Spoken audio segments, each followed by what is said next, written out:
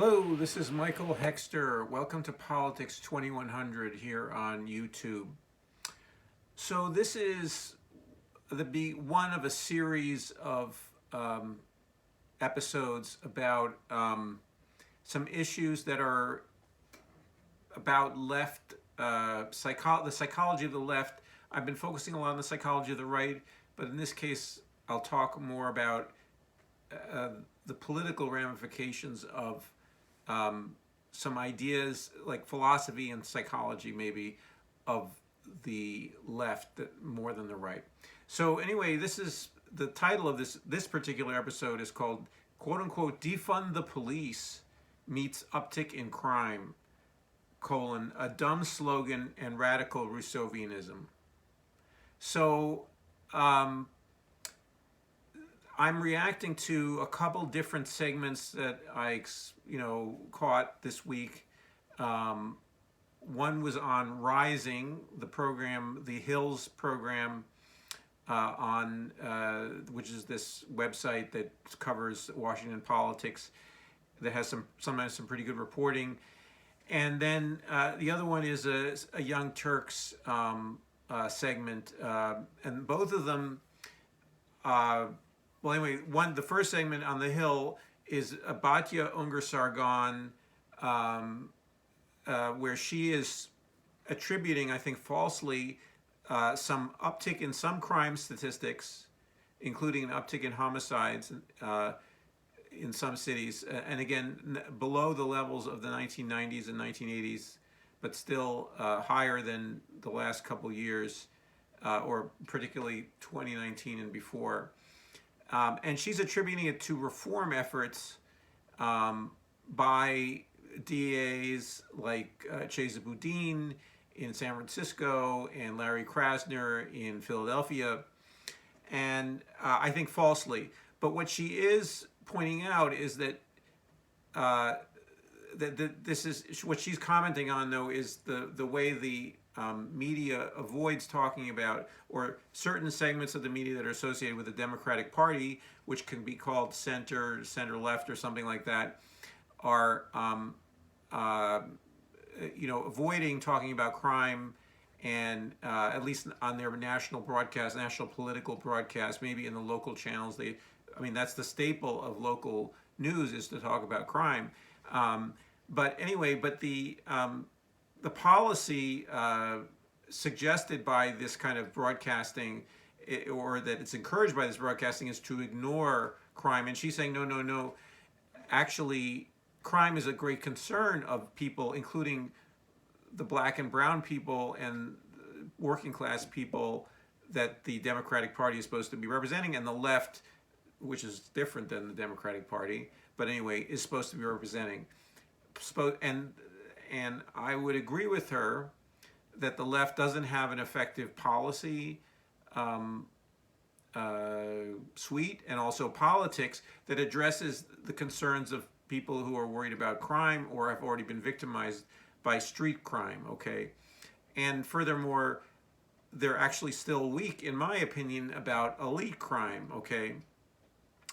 And then the other segment that I'm reacting to was a very, let's say, interesting and atypical interview on Young Turks, where Anna Kasparian was interviewing Michael Schellenberger, who has just published a book that's very critical of San Francisco and their light reform efforts, and he I think, again, now Michael Schellenberger, I've actually had interaction with Michael Schellenberger about his energy and supposedly environmental concerns. I consider him to be a contrarian and rather superficial, but on this issue, at least he talked from personal experience, and he is emphasizing that homelessness is a big problem in California, and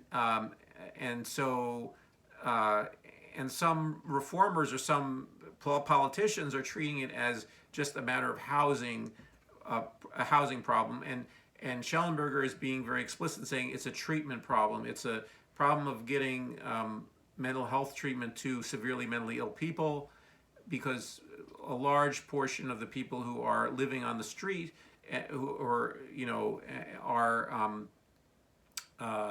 mentally ill and have severe mental illnesses. And this is a long-term issue from the deinstitutionalization of the mentally ill from the late 1960s and later, and it's really becoming more and more intense in California cities. And so, anyway, both of these are, I think, criticisms from sort of a liberal or centrist position. Schellenberg doesn't identify himself as a Democrat or whatever, and he says he's an independent. And Batya Unger-Sargon is, I think, saying that she's kind of the left, and is trying to speak for the left, even though her criticism agrees with a lot of right-wing criticisms of the left. But what they're identifying, I think, is there's a real problem in, I guess, the fundamental political philosophy of the left, and or the tendencies of the left that's both philosophical and also psychological. And in this video, I'll talk more about the philosophical, grand philosophical issue involved. And so I think both Unger-Sargon and Schellenberger are criticizing the left's Rousseauvianism, or I would say radical Rousseauvianism. So as I explained in a previous episode, which I'll link in the description box, also link to these two segments from the Young Turks and The Hill, or Rising on the Hill. But anyway, the Rousseauvianism is the assumption in the political and in philosophy and maybe in life, in one's personal life as well, that people are good, fundamentally good, and that what you have to do is you either have to let them be, okay, you have to just let them be and be their natural selves, and that's sort of more a libertarian Rousseauvianism, okay, and then or you have to educate them in some form or other. So you have to provide them with resources, from information. You maybe need to even provide them with psychotherapy or whatever, but also teaching, learning. You have Rousseau was a philosopher of education, of the philosophy of education. So a lot of our educational theories come from Rousseau, and so or at least he was one of the originators of the philosophies that are taught in teaching colleges and so forth and so on. And so anyway, so but as a public policy though, and the contrast is with Hobbesianism in my dual sort of representation of these two political philosophical poles. And in Hobbesianism, it's more about basically an authority telling people what to do and disciplining people, maybe throwing them in jail.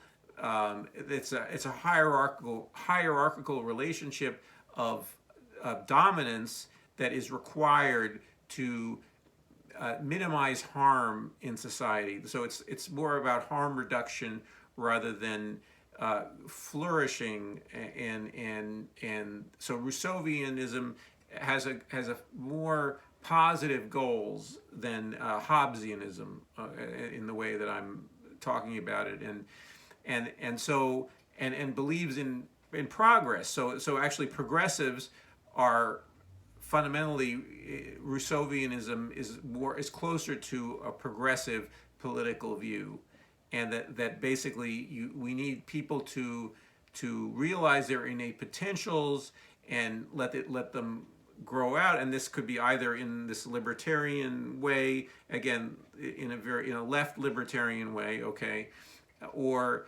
in a more structured way, but nevertheless, that involves facilitation and, welfare, provision of social welfare by the state to create the conditions for people to flourish, okay?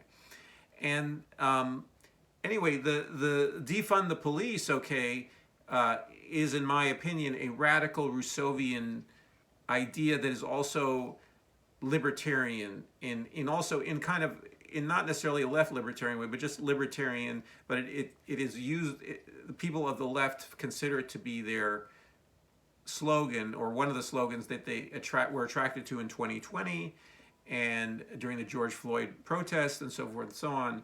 And I think, as I say in the title, it's a dumb slogan. It's a dumb even idea. So if they said reduce police budgets or focus police budgets, and or demilitarize the police, that might be, that's a better place to start, certainly, in terms of police reform. I believe in police reform. I think the police in the United States are run as a series of gangs often in certain areas, and then not entirely, not every police department, not every policeman, not every police chief, but that there is a tendency toward gang-like behavior among police people, even though they are often at the same time doing some valuable public services, often for the wealthier and more privileged people, and certainly that those services are not offered very well, and often they're turned into brutality and oppression against communities of color, against Black people and Latino people and so forth and so on, Latinx people. And so anyway, but defund the police, the problem with defund the police is that defund means entirely cut, okay? In other words, in the normal sense of the word. Now, people who have become attached to the word, say, no, of course not. That sounds ridiculous, whatever. But you chose the word defund, or you are echoing the word defund, and you're part of this, consensus. And defund, when you defund something, you're saying they don't have any more funds, zero, okay? And say, well, no, it sounds stupid then. Well, say, well, then don't start with a stupid slogan, okay? So anyway, so this is where I show that I am not a pure Rousseauvian, okay? And I believe that people can be evil to other people. We're not always inherently good. We have the potential to be good and evil, okay? We have in us, both, the lovingness and also hatefulness, okay? And greed and avarice and so forth and so on, and and selfishness, and some people have cruelty, and it varies from people to person to person. But anyway, but in society there are and I don't know if this is historically invariant throughout the history of the human species, but there's always a group of people who are predators on other people, okay? And that we need defense against that. And one of the defenses is a police department that is well run, okay? And now those police departments have been in the United States run in a way that is very prejudiced and racist against people of color, against Black people primarily, but also other people who of color, and also against the left too. I mean, they favor the right wing, okay, rather than the left. So there's a whole mess of problems with the way police are trained and the way they're recruited in the United States, and it needs to be changed, okay, and radically, okay, and also I think that we need to circumvent. We can't use policemen and women as social workers, okay, and as mental health crisis intervention people, and they are. We need to have a diversified strategy, okay, and also they cannot encompass the entire social welfare bureaucracy of government. Okay, they can't do everything. Okay, and that's one of the problems. Okay, and this is widely acknowledged. I'm not breaking any new ground in saying these things, but for some reason, okay, this slogan, okay, defund the police, got stuck in people's minds. And one of the reason, so one of the reasons, there's a couple of different things. One of them is this idea, this Rousseauvian idea. So anarchists, as I think of, as I've said in one of the videos, anarchists who are, of course, against police, and they're abolitionists. So police abolitionists are radical Rousseauvians. Okay, they think people are inherently good, so why do we need the police?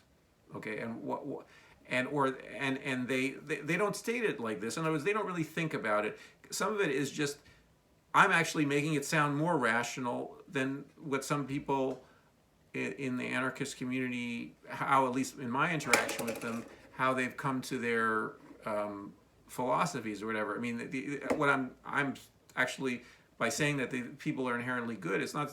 Some people are just against authority. Period. They're anti-authoritarian. Okay, they're against, and they're against the idea that someone could tell them at certain occasions what to do. Okay, and and that, I don't like that myself personally either. I don't like people to tell me what to do either. But I also recognize that there are certain situations where, I live in a society, and I could not know what to do, and I could need to follow, some specialists' instructions, like a doctor or something, or whomever, and so I need to follow their guidelines, or in an emergency situation or whatever, someone is shooting in the area, and I need to listen to the police that tells me you got stay in place, or go, or run across the street, or whatever it is. So I mean, that seems very sensible, and anarchists would have all kinds of very, very elaborate ways to say, well, no, you don't really need to do that. You have to do anyway. But so the reason why I'm bringing that in is that defund the police is right there next to an anarchist position. Okay, and it's also libertarianism. So it's also, it resonates with the neoliberal era, even though neoliberals are not anarchists, and but they are, and anarchists would say, we hate neoliberals and we're against neoliberalism and so forth and so on. But there is the idea that you just sort of withdraw and you cut social spending. In this case, you cut police spending, which unfortunately is a large part of what cities offer in the way of social services is through police departments, which shouldn't be the case. But anyway, I mean, the federal government has more funding to do other things, like Social Security and Medicare and so forth and so on, and also not enough of those either, not enough funding for those. But anyway, defund the police is sort of tendentially this anarchist way to do it. Anyway, this is part of, so the focus on defund the police is also motivated, in my opinion, by an idea of revenge against the police. So the police are bad. So obviously anarchists think police are bad, and you see, the slogan ACAB, all cops are bad, which was painted all over all kinds of places, and we saw cops doing bad things. Now, I mean, it's like, I am clear that there are lots and lots and lots of cops who do bad things and are not in it for the public service part, and there's fascists among the police, and there are a lot of Trump supporters among the police unions, and so I'm under no illusions about many police people. But on the other hand, there are many public service oriented police people as well. They are not well enough organized, and not well enough, they don't kick out and discipline the bad cops, okay, literally. And here I'm talking about actual bad cops, and rather than in the political sense that I've been talking about in other episodes of Politics 2100. But anyway, so the defund the police slogan is is, to me, in my reading, is this form of like, cops are bad, so let's revenge. Let's also try to get their goat. Okay, literally, that's old slang or whatever, but try to get back at them and try to knock a chip off their that's also old slang. Try to pick a fight with them, essentially, and saying like, F you, cops, and so it's like it's a tit for tat way to get back, and it's to me it feels very reactive and not very thoughtful about what's going on. Okay, so a lot of the bad behavior of cops, some of it, a portion of it, is due to the fact that we are so heavily armed in our society. The population, not just the cops.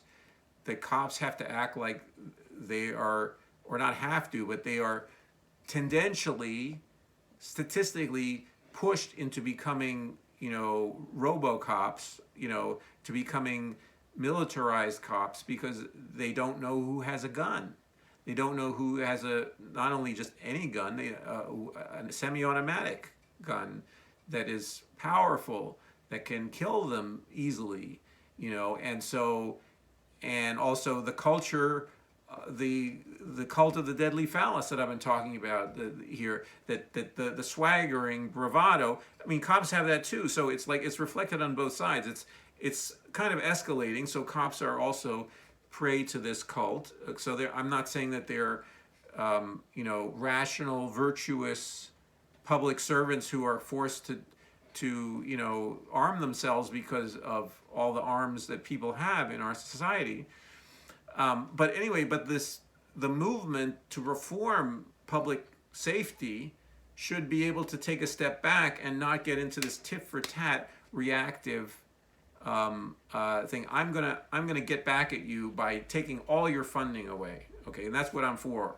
Okay, and even though, and I can see why the anger. I can understand the anger, especially among African American people, among people who've been directly victimized and treated terribly by the police. So I can understand the anger and the sense of wanting to get back at the police. But on the other hand, you have, and this is she's white, but Batya Unger-Sargon is reflecting also truthfully that many people in the Black community and in Latinx community, other communities, want to be protected by police. Okay, they want, or they're not really on board with defund the police. The idea that let's take away something from the cops. Let's have less cops on the street. They want different cops maybe on the street. They want a different approach. But when they are in trouble, they want the cops to come to their help. And there's a lot of, and we see from the crime statistics that there is concern. There's real criminality happening that is not all the fault of racist cops. I mean, we can say that our society has created a system that encourages, this is the sociopathy. So many people who commit crimes are sociopaths. Not all of them, but many people who do are, and so has created a society that has encouraged sociopathic behavior, and also a dog eat dog society, and yes, it's true, absolutely true, but we can't build the better society without also meeting and minimizing the damage that existing sociopathic people, of all sociopaths in the police, sociopaths in the general population, sociopaths in high office, we can't build a better society if we don't limit their power or prosecute them if they've committed crimes, and not give them offices of that have power, in other words, and put them in the general population if they haven't committed crimes, and so forth and so on. And so anyway, so the and I guess I'm not getting to Schellenberger's segment where with the Young Turks, and maybe I should reserve that for another episode. But he is also critical of kind of just throwing resources at, in other words, non-police or but sort of just housing resources for the mentally ill. And this is a different, mental illness is a different problem than crime, okay? But sometimes it's treated as a crime, and it also, you're dealing in some sense often with the police as being the administrators of whatever the city's policy is, okay? Including in the case of Schellenberger, he's saying they should get treatment, and that's increased mental health treatment. So that does bookend well with this idea, this reform idea of like, let's have a component of our city level public services that is about mental health, that is about so it is specializing the police into funneling them into actual crime, dealing with actual crime, okay, rather than having them only be having them be the only resource for mentally ill people, severely mentally ill people who are living, in desperate circumstances on the street. So, anyway, so I think the solution, so just taking a step back in the philosophical realm for the one thing, is that people need to recognize, on the left, that they are maybe overcommitted to a Rousseauvian approach to something when they need to do harm reduction, okay, when they need to also hold individuals responsible for some of their actions, individuals that are otherwise you would have, or not otherwise, you have great sympathy for a part of their experience, but no sympathy for their victimization of other people. So it's something I'm trying to demonstrate it here and model it or whatever for people, in the way I'm talking, I guess, but to actually put into action is harder to do than me, chatting here on YouTube. But anyway, you can have sympathy for the circumstances that lead people to commit crimes, on the street crimes, but at the same time, for some people, but you also need to, and some of that is also drug related. So there's also drug treatment that is lacking. So, substance abuse treatment, substance dependence treatment that is not, so that's another, there's psychiatric, there's substance abuse treatment that's slightly different, related, but not, and should be working in a team environment. But anyway, and then, there's policing, okay? But all of those are needed and including in harm reduction, okay? And so the Hobbesian, the left Hobbesian approach is say, look, we need to prevent sociopaths from victimizing other people, even though we are sympathetic to, the fact that they've been victimized themselves, that they are sometimes they're mistreated by the police, sometimes, or they're suspected of crimes when there's no crime. They're shot by police, so they have no sense of any justice at all coming from the police and how they operate. So there needs to be a whole revisiting and rewriting of how the police interact with everybody, but in particular communities of color, and so that at least they can effectively operate to actually root out crime, or to reduce harm, and to protect victims of crime, or to bring justice for victims of crime. And so that process is something that requires people to step out of the Rousseauvian arms race, so to speak, into appearing to be, extremely lax about crime, saying that, no, it doesn't. Everybody's essentially good, and we don't need this authority coming down who have arms, who have guns or whatever, who are armed, and also we need to reduce related topic. We need to reduce the amount of guns in our society. So it's all together. Gun control and demilitarizing the police are part of the same conversation. It's not just demilitarize the police. It's like it has to happen all together. So and that's, I'm bringing in another. And so this is obviously a very complicated topic, but I'm just opening up this discussion here of. And I'm bringing in this idea of Rousseauvianism and the impulses there. I will, in the next couple of videos, talk about some other impulses or other that are involved in this thorny issue. But I think it makes sense for the left to have a politics of that is able to address the concerns of ordinary people, including crime, and not give this.